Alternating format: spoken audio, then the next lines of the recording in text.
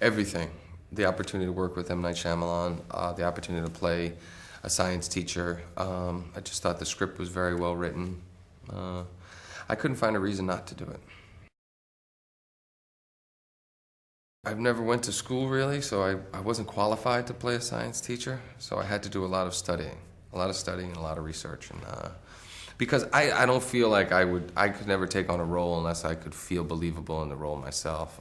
If I don't believe it, I don't think an audience is going to believe it. So I rushed to the library and went to science museums.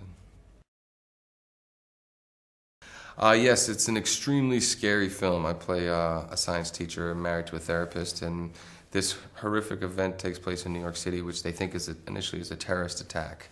And they end up evacuating New York City. We're in nearby Philadelphia, and we decide that it's also in our best interest to leave the city. And it just continues to spread through the Northeast, and nobody really knows what's happening. It really depends. I'm more of a drama, comedy guy, but it really depends on the film. I think the scariest thing is I realized that if I fail as an actor, I'll be going back to driving a tow truck. A 90-minute paranoia movie, my scariest movie. It was intentionally scary.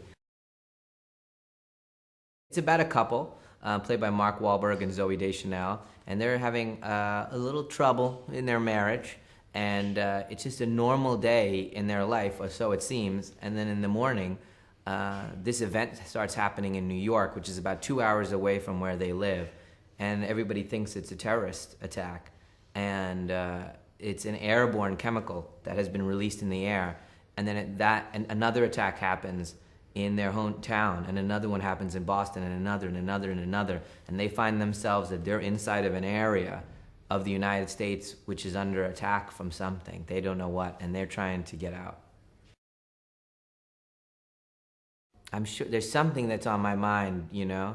The scariest thing that happened to me when I was a kid, though, was we came home from going shopping. My parents and my sister, we were on the station wagon. We came home, and the front door was open when we came home late at night. And my dad was like, someone's in the house. Then my dad goes and gets my dog, who's a German Shepherd, but couldn't hurt anybody. So my dad's going in, he's kind of got a stomach, he's bald, and takes my dog in, who I know won't hurt anybody. And he's going in, and there might be a killer in the house. We were scared to death in the car, waiting for my dad to come out. And then when he came out, he said, you know, he was worried there would be some psycho in the house, sitting on the bed, waiting for us. And so I grew up, my whole life, I kept thinking about, every time I come home, there'll be a psycho waiting for me.